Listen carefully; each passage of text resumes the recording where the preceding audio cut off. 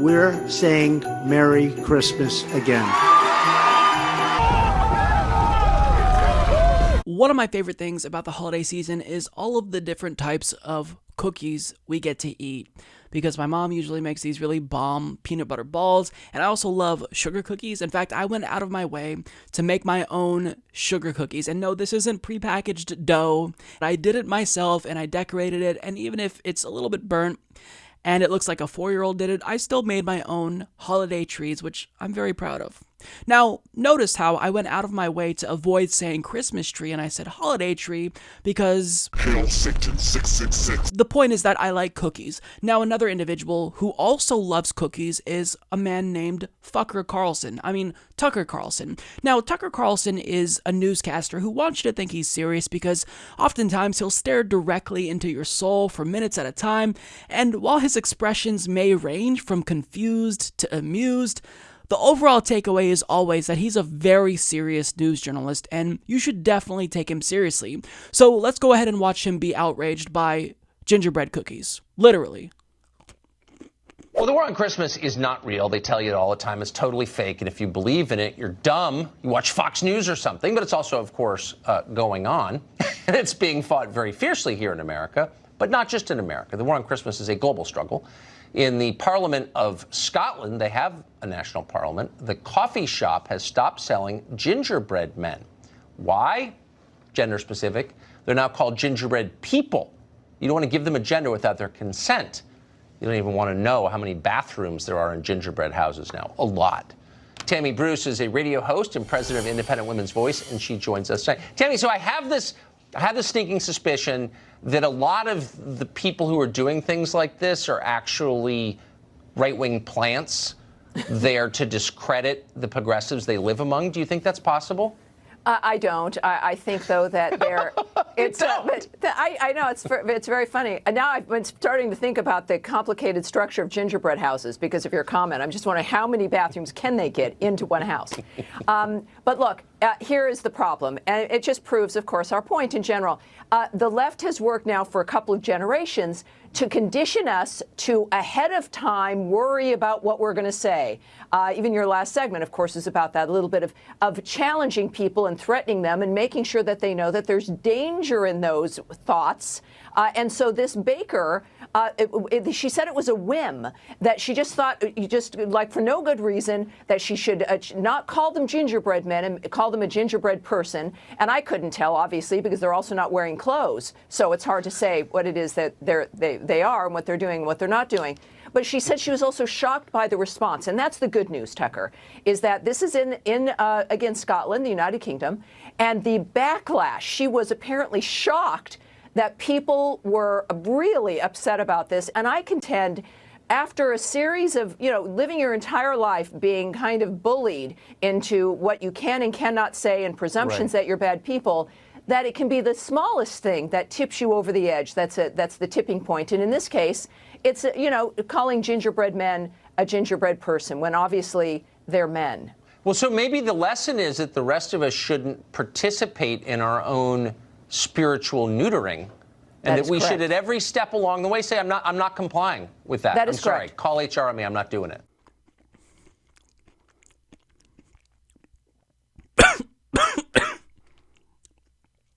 This shit is dry. Yeah, so that shit was dumb. So presumably because Tucker Carlson ran out of examples and anecdotes of the war on Christmas that he could find in the United States, he decided to go elsewhere and look for an example where he found that someone is waging a war on Christmas. And it's this one baker who decided to, quote, on a whim, call her cookies gingerbread people instead of gingerbread men. Now, she was then met with outrage and was, quote, shocked that people were upset about this. Now, what's interesting to me is that as they talk about people being outraged over these gender-neutral cookies, the problem is that the framing suggests that it's actually left-wingers who are the ones who are outraged by everything and too politically correct. But here, we see an example of right-wingers, albeit in a different country, but right-wingers nonetheless, I'm assuming, being outraged by something they clearly shouldn't be outraged by. But nonetheless, I gotta congratulate Tucker Carlson here. You found the war on Christmas. This is the definitive example of a war on Christmas if I've ever seen one. Now, Tucker also added, maybe the lesson is that the rest of us shouldn't participate in our own spiritual neutering. Yeah, I don't really know what that means. Does anyone know what that means? Spiritual neutering? How is one baker at one bakery on the other side of the world neutering you spiritually? That honestly doesn't make sense, and I don't know what he's talking about. But really, the real lesson here, contrary to what Tucker wants you to think is the real lesson, is that serious people don't care about cookies, for one, and we especially don't care about gingerbread cookies because they're fucking disgusting. But second of all, if you decide to use your platform to discuss how outraged you are over gingerbread cookies, you are adding to the chorus of outrage you often denounce. Tucker. But I do actually want to move on to a more serious topic and discuss what amounts to essentially kind of a ban on people saying Merry Christmas. Now, if you haven't heard of that, well, you're probably not alone, but the idea is that we're not allowed to say Merry Christmas anymore, and things have just gotten out of hand in terms of political correctness. Now, Dennis Prager of PragerU, which is not a real university, by the way, decided to rerun a video that he released in 2016 as an ad in 2018 and talk about why we're no longer allowed to say Merry Christmas. The change from wishing fellow Americans Merry Christmas to wishing them Happy Holidays is a very significant development. Proponents of Happy Holidays argue it's no big deal. Proponents of Merry Christmas are making a mountain out of a molehill. But the Happy Holidays advocates want it both ways.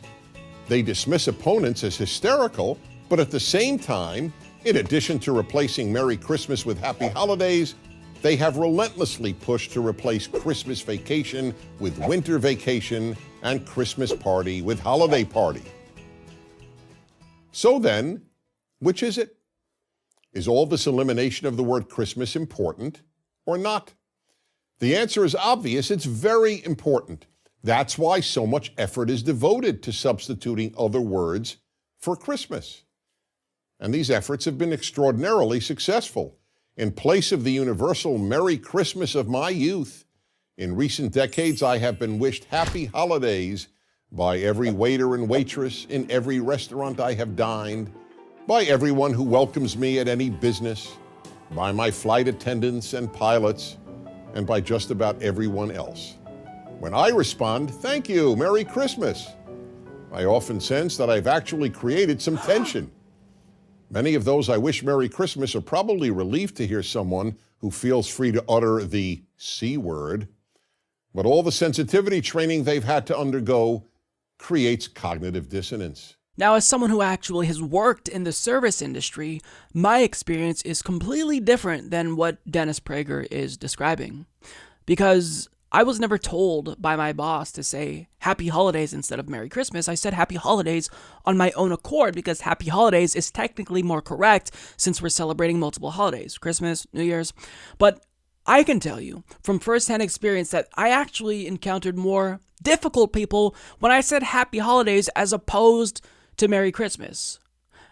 Do you understand what I'm saying? There was more outrage when I said Happy Holidays as opposed to Merry Christmas. In fact, I distinctly remember one customer kind of leaning in and telling me, "Look, you don't have to say Happy Holidays. I'm not down for that politically correct bullshit. Merry Christmas to you, man." And I remember thinking, wow, he actually thinks that he's telling me something profound. This idiot must be a Fox News viewer.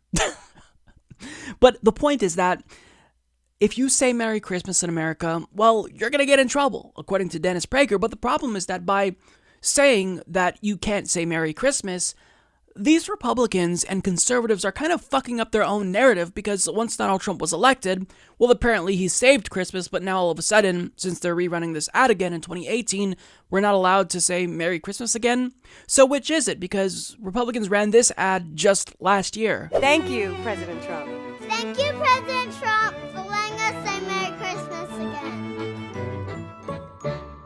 Okay, so this is getting really confusing. At first, I thought we weren't supposed to say Merry Christmas, but since Trump was elected, now we can say Merry Christmas again finally and not have to worry about going to jail for saying Merry Christmas. But all of a sudden now, there is still a war on Christmas, but Trump saved us from the war on Christmas. I'm confused. It just doesn't make any sense. But I think I'm confused because I'm too much of a lib cuck.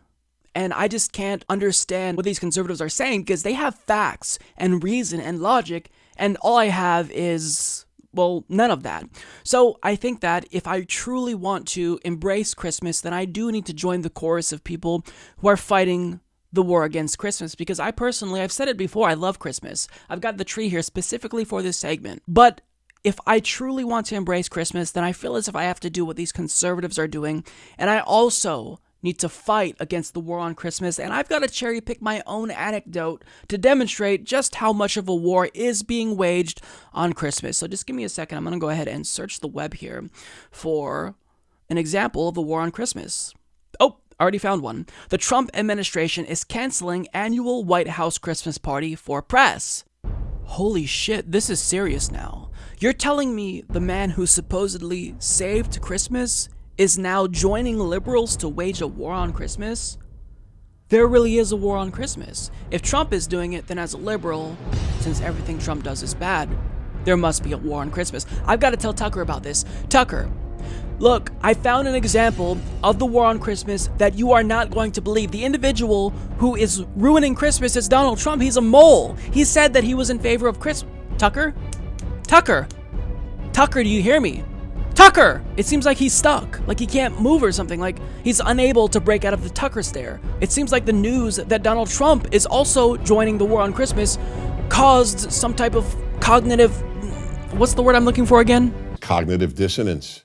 Cognitive dissonance. Thank you, Dennis. So look, I think that the only way we're able to describe just how robust the war on Christmas is and how bad it's gotten now that Donald Trump is also waging a war on Christmas is if I bring in someone else, because I can't do this alone. So I'm going to introduce you to Humanist Report correspondent on the war on Christmas, Hot Dad. Hot Dad, can you please fill us in and tell us how bad it's gotten? Waking up on Christmas morning and something's changed. Gunfire bombs dropping, earth shaking, our country's ablaze.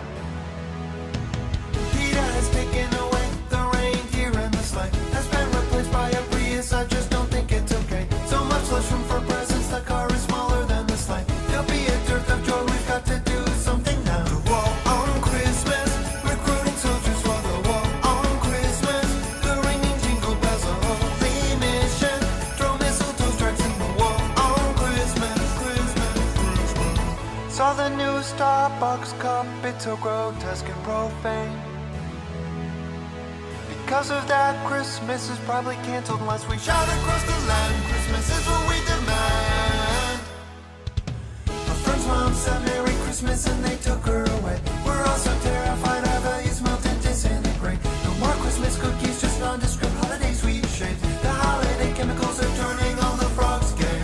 We used to sing those Christmas carols. We used to decorate Christmas trees. Evil overlords shouting proudly their decree. Our familiar Christmas is history. The war on Christmas, recruiting soldiers for the war on Christmas. The ringing jingle bells, a holy mission. Throw mistletoe strikes in the war on Christmas. Santa and body on the war on Christmas. Candy cane bayonets and gingerbread munitions. Nativity scene cannon fired at opposition. Wounded in battle, red and green are decorations. We're saying Merry Christmas, basically no one says Merry Christmas, it's all we want for Christmas. We're saying Merry Christmas, basically no one says Merry Christmas, it's on our Christmas wish list. We're saying Merry Christmas, basically no one says Merry Christmas, it's all we want for Christmas. We're saying Merry Christmas, basically no one says Merry Christmas, it's on our Christmas wish list. We're saying Merry Christmas, basically everyone is locked in jail for saying Merry Christmas. We're saying Merry Christmas, basically there is nothing left to do except join our friend's mom in jail for saying Merry Christmas. Hey, what are you in for? Saying Merry Christmas? You're not alone, friend. We're all in this maximum security detention facility for the same reason.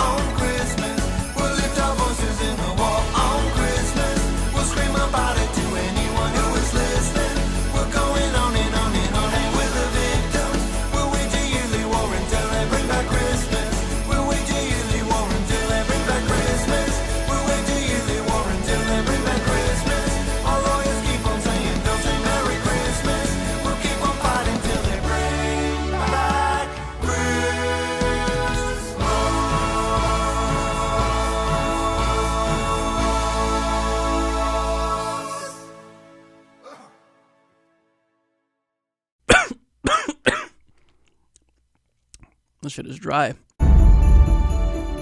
Support this podcast by becoming a patron at patreon.com/Humanist Report.